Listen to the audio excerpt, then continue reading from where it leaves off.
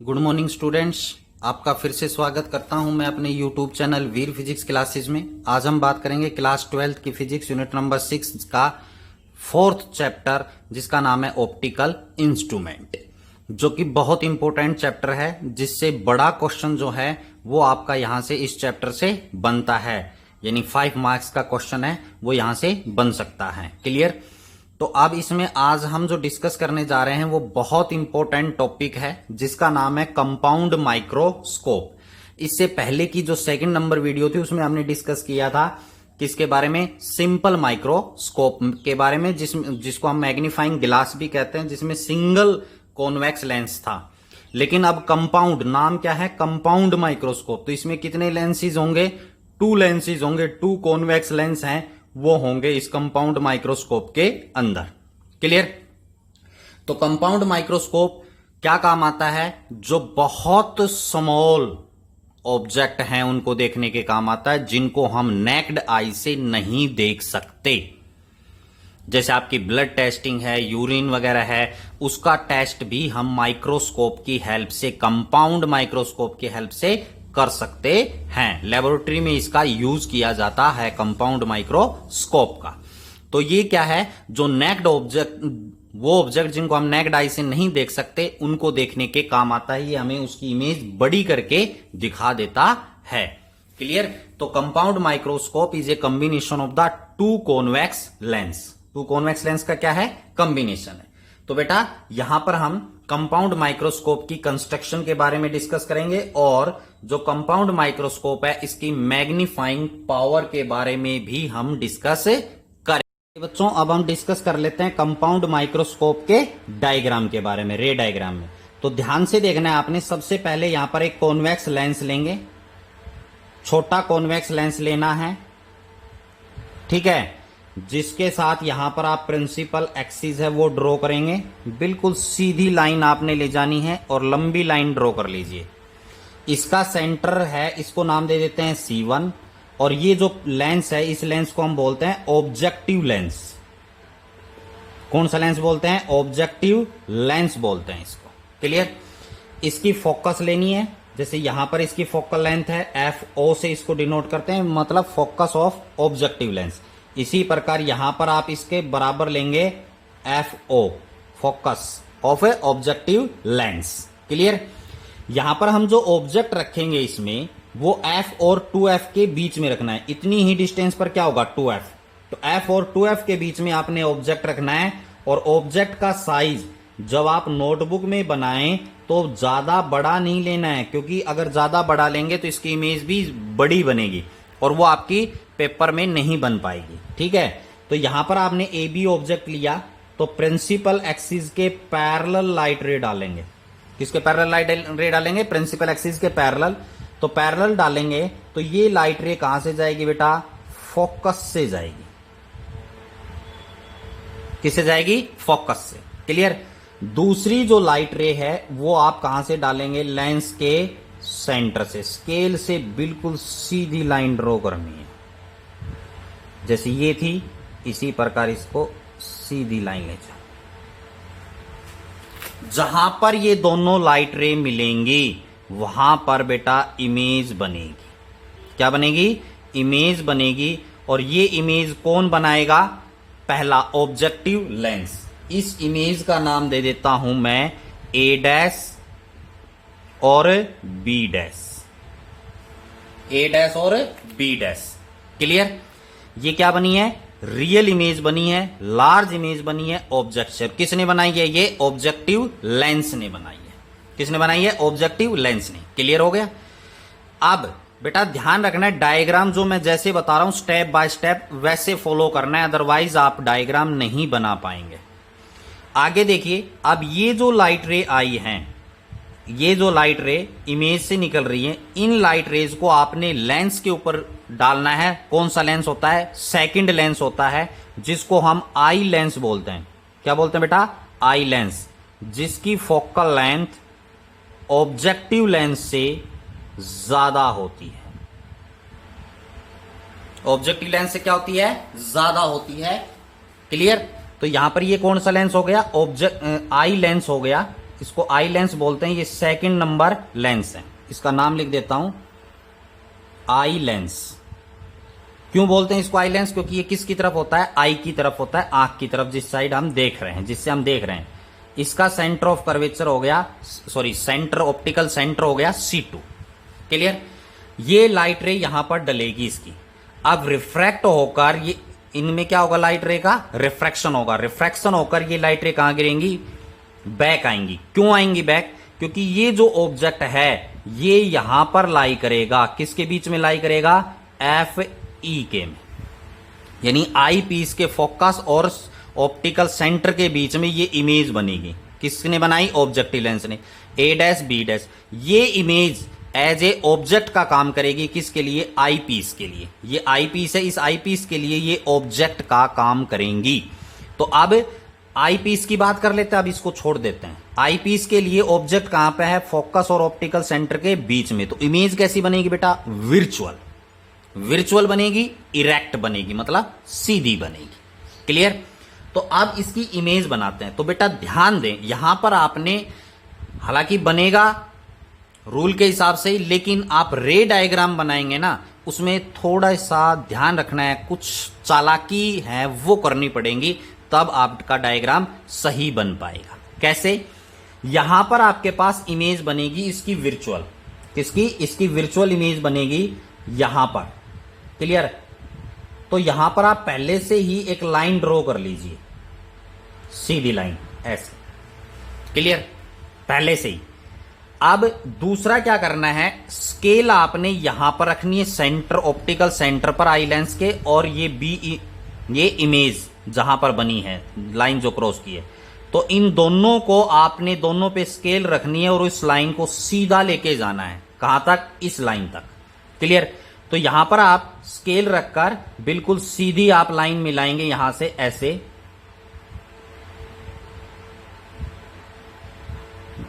गलत हो गया, स्केल को रखना है आपने, स्केल की आप मदद लेंगे तो आप इजीली इसको ड्रॉ कर सकते हैं ऐसे। क्लियर? ऐसे आप इसको सीधी बैक मिलाएंगे स्केल की मदद से। ये लाइन लेंथ ही ज्यादा हो गई, इसलिए इसको बिल्कुल सीधा मिलाना थोड़ा सा टफ होता है। जहां पर ये लाइट रे मिल गई, क्लियर, सेंटर और बी पर, ये जो बी डैश पॉइंट यहां पर क्रॉस स्केल रखनी है और यहां से सीधी लाइन आपने ड्रॉ करनी है। क्लियर? और मैंने कहा ये लाइन है आप पहले से ही ड्रॉ कर लेंगे। क्यों? क्योंकि अभी जो इमेज बनाएंगे ना, फिर आपको ये लाइनें आपकी मिल नहीं पाएंगी, इसलिए ये थोड़ी सी चालाकी करनी पड़ेगी आप लोगों को पहले से ही। अब यहां से जो लाइट रे है, रिफ्रैक्शन होगा लाइट रे का इस लेंस से, इसको भी आपने यहां पर बैक मिलाना है, क्योंकि विर्चुअल इमेज बनेगी। देखो तिरछी हो गई लाइन, इसको आप क्या करेंगे? यहां से सीधा यहां पर आप मिलाएंगे। क्लियर? और ये लाइट रे आगे चली जाएगी रिफ्रैक्ट होकर। ये थोड़ी सी ट्रिक का यूज करना है, हालांकि रूल के हिसाब से ये क्या है? गलत है। इसी प्रकार यहां से ये लाइट रे आप ड्रॉ करेंगे डॉटेड में, ठीक है, और आगे इसका रिफ्रैक्शन हो जाएगा। यहां पर आपकी आई होगी, ह्यूमन आई। क्लियर हुआ या नहीं हुआ? ये लाइट रे अगर आप इसको पहले से ही यहां पर मिलाएंगे बैक करके, फिर इस लाइन को आप मिलाते वक्त है ना, ये लाइन आपकी प्रॉब्लम कर जाएगी, नहीं मिलती है। क्लियर? तो यहां पर इस आई लेंस के ऊपर ये लाइट रे फॉल हुई, इनसे रिफ्रैक्शन हुआ, और इसने जो इमेज बनाई वो कैसी बनाई? विर्चुअल। क्यों बनाई? क्योंकि यहां पर ऑब्जेक्ट है वो किस पर है? किसके बीच में है? एफ और ऑप्टिकल सेंटर के बीच में।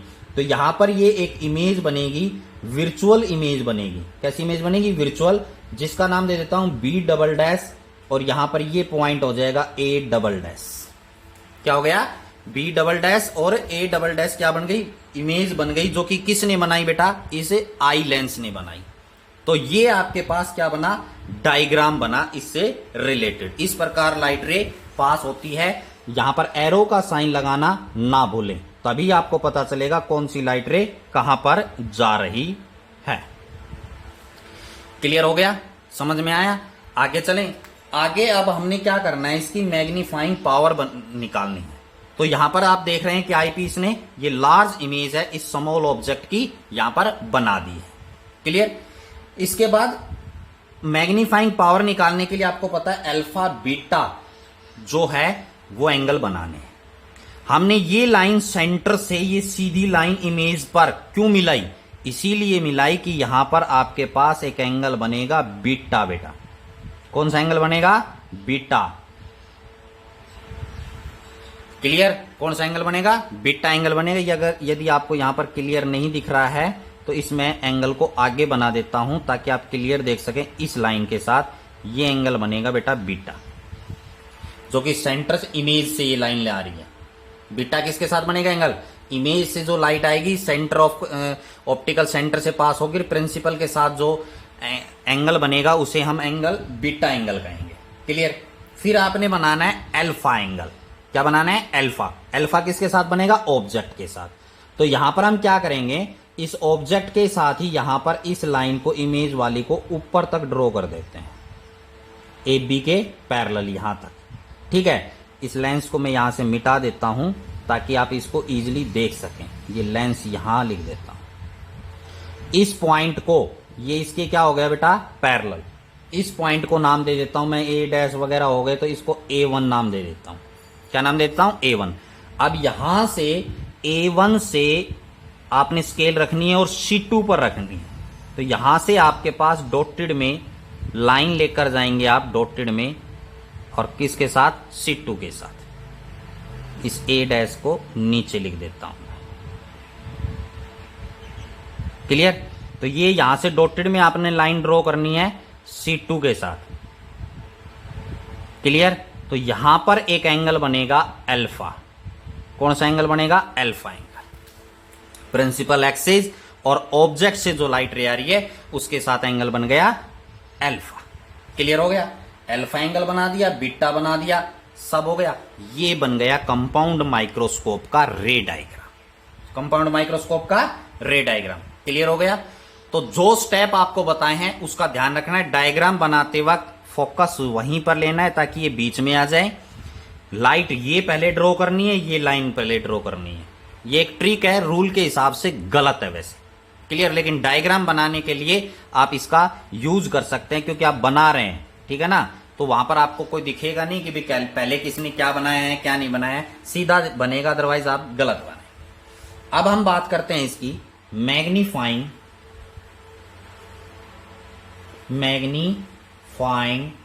पावर के बारे में। किसके बारे में, मैग्नीफाइंग पावर के बारे में हम डिस्कस कर रहे हैं। क्लियर। तो मैग्नीफाइंग पावर है, इसको स्मॉल m से डिनोट करते हैं, जो कि बीटा डिवाइडेड बाय अल्फा होता है। जो सिंपल माइक्रोस्कोप का आर्टिकल हमने किया था उसमें भी मैंने इसको डिटेल में बताया था। यहां पर आपके पास alpha and beta are small angles, so alpha is nearly equal to tangent alpha and beta is nearly equal to tangent beta। इसलिए यहां पर m can be written as tangent beta divided by tangent alpha। tangent alpha, tangent beta divided by tangent alpha। Clear. इसके बाद हम यहां पर discuss करेंगे इसके बारे में। देखिए यहां पर स्टेप है, अब टेंजेंट अल्फा और टेंजेंट बीटा जो है इसकी वैल्यू आपने निकालनी है। तो टेंजेंट अल्फा की वैल्यू आप कहां से निकालेंगे, इससे। तो यहां पर आप लिख देता हूं मैं आपको, from triangle A double dash, आइए A double dash A1, A double dash angle लेना है तो यहां पर आप C2 लिखेंगे पहले, C2 एंड A1। लिख गए triangle A double dash C2 and A1, ये अल्फा एंगल बन रहा है। तो यहां पर टेंजेंट अल्फा किसके बराबर होगा बेटा, परपेंडिकुलर अपॉन बेस। तो परपेंडिकुलर का काम कौन कर रहा है बेटा, ए डबल डैश A1। बेस का काम कौन कर रहा है बेटा, C2 ए डबल डैश, ना सॉरी ए डबल डैश, C2 ए डबल डैश बेस का काम करेगा। टेंजेंट अल्फा हो गया। अब क्या निकालना है, टेंजेंट बीटा, ये रहा। टेंजेंट बीटा की वैल्यू निकालनी है। तो टेंजेंट बीटा की वैल्यू कहां बन रही है, देखिए C2, ये पूरी line B double dash A double dash, ये यहां पर इस लाइन के साथ क्या बन रहा है, बीटा बन रहा है फाइनल इमेज के साथ। तो यहां पर आप क्या करेंगे, लिखेंगे from triangle A double dash C2 and B double dash, A double dash C2 and B double dash. यहां से टेंजेंट बीटा आप निकालेंगे। टेंजेंट बीटा परपेंडिकुलर कौन है, A double dash B double dash divided by base है बेटा C2 A double dash. I hope समझ में आ गया होगा, कोई प्रॉब्लम। तो यहां पर आपके पास टेंजेंट अल्फा और बीटा की वैल्यू आ गई। तो यहां पर मैग्नीफाइंग पावर निकालनी है। तो टेंजेंट बीटा है बेटा A double dash B double dash divided bye C2 A double dash multiply, tangent alpha है नीचे लिखेंगे तो इसको ऊपर कर देते हैं, तो ये चला जाएगा C2 A double dash divided by A double dash A1। Clear. तो यहां से आपके पास क्या हो गया, C2 A डबल डैश से C2 A डबल डैश क्या हो जाएगा, कैंसिल हो जाएगा। क्लियर। इसके बाद हम ऊपर जाते हैं, ऊपर की तरफ। इसके बाद ये था, अब ऊपर की तरफ यहां पर जाते हैं क्योंकि आर्टिकल लंबा जाएगा, इसलिए यहां से स्टार्ट करता हूं। अब मैं, ध्यान देना है, M magnification that is equal to A double dash B double dash A double dash B double dash divided by A double dash and A1 बच गया, ये कैंसिल हो गया। बेटा जब अगर आप स्टेप बाय स्टेप करेंगे ना तभी ये सोल्व हो पाएगा, ध्यान रखना है इसका। क्लियर। अब इसके बाद बेटा A double dash B double dash divided by A double dash और A1 किसके बराबर है, AB के बराबर है। तो इसलिए इसको मैं क्या लिख देता हूं, AB। किसके बराबर लिख दिया, AB के बराबर लिख दिया। कोई प्रॉब्लम। क्लियर। अब मैं क्या करता हूं, इसको आगे मैग्निफिकेशन निकालने के लिए A double dash B double dash divided bye AB है, इसको मल्टीप्लाई और डिवाइड कर देता हूं A dash B dash divided by A dash and B dash. ये इसके लिए, इस इमेज के लिए A डैश B डैश से मल्टीप्लाई और डिवाइड कर दिया। तो यहां पर आपके पास क्या आ गया बेटा, M that is equal A double dash B double dash divided by A dash B dash multiply A dash B dash divided bye AB। Clear. क्या किया मैंने, इसके नीचे A डैश B डैश लिख दिया, इसके नीचे AB लिख दिया। क्लियर। अब आप ध्यान देना है, A double dash B double dash क्या हो गई, height of image divided by A dash B dash, ये क्या हो गया, ऑब्जेक्ट। ये किसके लिए हुआ है, आई पीस के लिए। किसके लिए हुआ है, आई पीस के, क्योंकि आई पीस के लिए A डैश B डैश क्या है, ऑब्जेक्ट, और आई पीस के लिए A double dash B double dash क्या है, फाइनल इमेज। तो यहां पर ये जो मैग्निफिकेशन है वो किसके बराबर आ गई, ME के। ME का मतलब मैग्निफिकेशन ऑफ आई पीस, क्योंकि मैग्निफिकेशन किसके बराबर होती है, height of image divided by height of object. तो हाइट ऑफ इमेज ये रही, हाइट ऑफ ऑब्जेक्ट ये रहा, multiply by A dash B dash divided bye AB। तो अब ऑब्जेक्टिव के लिए ये क्या है, इमेज, ये क्या है, ऑब्जेक्ट। तो ये मैग्निफिकेशन है वो किसकी हो गई, MO, मतलब ऑब्जेक्टिव लेंस की मैग्निफिकेशन के बराबर हो गया। क्लियर। अब बेटा इसके अंदर हम और चेंजेस कर सकते हैं। क्या आपको पता है, सिंपल माइक्रोस्कोप पढ़ा था तो उसमें ME किसके बराबर आया था, 1 plus D/FE। Clear. Simple microscope जिसको मैग्नीफाइंग ग्लास कहते हैं, उसकी मैग्निफिकेशन आई थी 1 प्लस D/F। तो ये FE कर दिया, मतलब ऑब्जेक्टिव आई पीस की फोकल लेंथ, और D क्या हो गया, लीस्ट डिस्टिंक्ट विजन, जो आपके पास D है जिसकी वैल्यू 25 सेंटीमीटर होती है। क्लियर। एक और बात बता देता हूं, यहां पर जो ये ऑब्जेक्टिव लेंस है और आई पीस लेंस है, इनकी ऑब्जेक्टिव लेंस की कंपाउंड माइक्रोस्कोप में फोकल लेंथ कम होती है, आई पीस की फोकल लेंथ ज्यादा होती है। लेकिन यहां पर मैं आपको लिख देता हूं कि FE है वो ग्रेटर होता है, FO लेस होता है। क्लियर। लेकिन बहुत ज्यादा डिफरेंस नहीं होता है, मतलब दीज वैल्यूज आर कंपेरेबल। कैसी होती है? कंपेरेबल होती है। ऐसा नहीं है कि कंपेयर ही ना कर सके, बहुत ज्यादा डिफरेंस है, ऐसा नहीं है, कंपेरेबल है। क्लियर? एक बात यहां पर ध्यान देने वाली है। क्लियर? तो ME हो गया। MO यानी मैग्निफिकेशन ऑफ ऑब्जेक्टिव किसके बराबर लिख सकते हैं इसको? VO बाय UO, क्योंकि मैग्निफिकेशन है वो height of image upon height of object is equal to image distance upon object distance के भी बराबर होता है। तो यहां पर ये हो गया।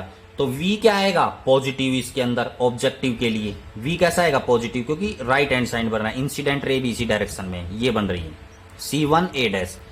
और ऑब्जेक्ट है वो कहां है? अपोजिट है, राइट टू लेफ्ट। तो ये कैसा आएगा? इसमें माइनस आएगा। कैसा आएगा? U माइनस, और V प्लस का आएगा। तो इस मैग्निफिकेशन को हम कैसे लिख सकते हैं? M that is equal to VO divided by UO, minus का sign, into 1 plus D by FE, 1 plus D by FE। और अगर इसको मैग्नीट्यूड में आप लिखना चाहते हैं तो VO यानी image distance of objective divided by image distance of objective lens और object distance of objective lens. यहां पर मैंने इसका मैग्नीट्यूड लगा दिया बेटा। क्या लगा दिया? मैग्नीट्यूड की फॉर्मेशन में लिख सकते, मैग्नीट्यूड हो गया ये 1 प्लस D बाय FE। ये क्या आ गया?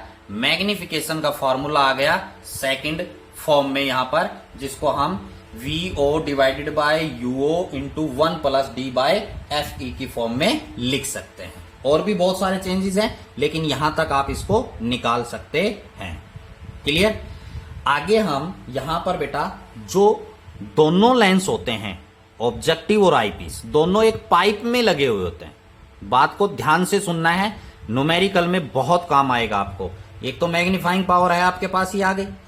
अब ये दोनों पाइप हैं, इनसे रिलेटेड भी क्वेश्चन पूछे जाते हैं। दोनों पाइप जो हैं, दोनों लेंस जो हैं एक पाइप पे एडजस्ट होते हैं। दोनों लेंस, ऑब्जेक्टिव भी और आईपीस भी, एक पाइप पे एडजस्ट होते हैं, जिसका स्क्रू होता है उसको घुमाते हैं तो ये आगे पीछे हो सकते हैं। क्लियर? तो वहां पर आपके पास लेंथ ऑफ पाइप, जैसे इस कंपाउंड माइक्रोस्कोप में लेंथ ऑफ पाइप, जो इनके बीच का पाइप होता है जिनमें ये एडजस्टेबल होते हैं, लेंथ ऑफ पाइप, अगर लेंथ ऑफ पाइप में L infinity that is equal to VO plus FE के बराबर होता है। ये L इंफिनिटी का मतलब क्या है? जब इमेज कहां पर बन रही है? इन्फिनिटी पर, इनफाइनाइट इन्फिनिटी पर। क्लियर? तो वहां पर VO का मतलब image distance of objective plus FE मतलब फोकल लेंथ ऑफ आईपीस के, प्लस दोनों को जोड़ देंगे उसके बराबर होगी लेंथ ऑफ पाइप। क्यों होगी? क्योंकि इमेज जो है, फाइनल इमेज इन्फिनिटी पर कब बनेगी? जब ऑब्जेक्टिव लेंस, ध्यान से समझना बेटा, ऑब्जेक्टिव लेंस जो इमेज बना रहा है A' B', ये कहां पर हो? आई लेंस के फोकस पर हो, आई लेंस के फोकस पर। तो क्या हो जाएगा? आई लेंस के फोकस पर ऑब्जेक्ट हो गया। तो जब ऑब्जेक्ट फोकस पर होता है तो इमेज कहां बनती है? इन्फिनिटी पर। क्लियर? तो ये ऑब्जेक्टिव लेंस इमेज कहां बनाए? FE पर। तो इमेज कहां बनेगी? फाइनल इन्फिनिटी पर। तो दोनों के बीच में डिस्टेंस किसके बराबर होगी बेटा? FE। ये रहा है, क्या होगा? FE कहां से कहां तक है? यहां से यहां तक FE हो गया, प्लस VO ऑब्जेक्टिव लेंस की इमेज डिस्टेंस, तो यहां से यहां तक, क्योंकि ये ऑब्जेक्टिव लेंस इमेज कहां बनाएगा? फोकस पर। तो ये VO हो गया प्लस FE, ये FE हो गया। तो दोनों का सम है वो लेंथ ऑफ पाइप के बराबर हो जाएगा।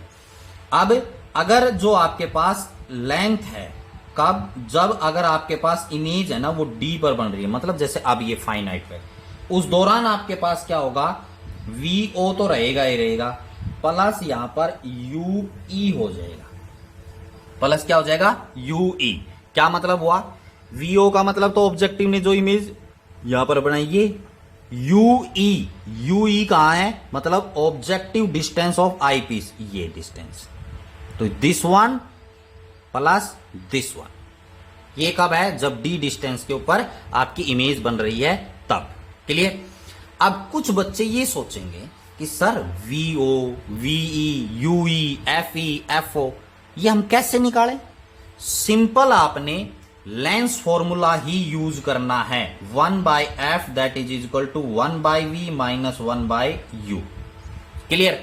अब अंतर क्या होगा, इन तीनों को अगर ऑब्जेक्टिव के लिए निकाल रहे हो तो ये तीनों FO VO UO होने चाहिए, और अगर I के लिए निकाल रहे हो तो यहां पर 1/FE is equal to 1/VE minus 1/UE।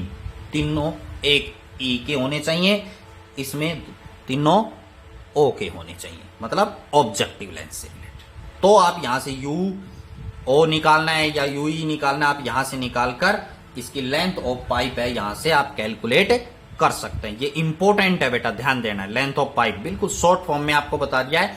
Infinity पर बनेगी तब क्या होगा, जैसा अब ये नॉर्मल इमेज बन रही है उसमें ये इसके बराबर होगा। क्लियर। मतलब दोनों लेंसों के बीच की दूरी, लेंथ ऑफ पाइप का मतलब ये है, अलग अलग कंडीशंस।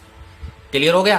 तो आज की इस वीडियो में हमने डिस्कस किया कंपाउंड माइक्रोस्कोप के बारे में, जो कि कंपाउंड का मतलब इसमें दो लेंस होते हैं, एक कॉन्वेक्स दोनों, जिसको एक ऑब्जेक्टिव लेंस जो ऑब्जेक्टिव की तरफ होता है, आई पीस जो आंख की तरफ होता है जिससे हम देखते हैं।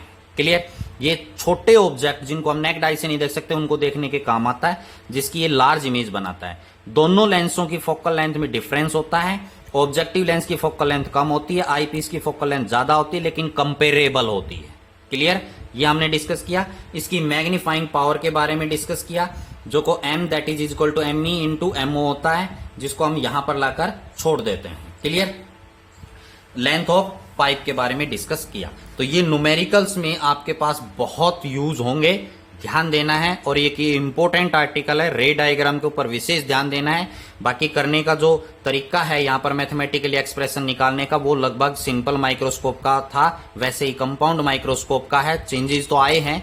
इसी प्रकार हम टेलीस्कोप के बारे में भी डिस्कस करेंगे। टेलीस्कोप में इससे रिवर्स हो जाएगा, इसलिए इस कंपाउंड माइक्रोस्कोप के आर्टिकल को ध्यान से देखना है, समझना है। अगर मेरी वीडियो पसंद आए तो लाइक करें, चैनल को सब्सक्राइब नहीं किया तो सब्सक्राइब करें। Thank you and have a nice day. फिर मिलते हैं नेक्स्ट वीडियो के साथ।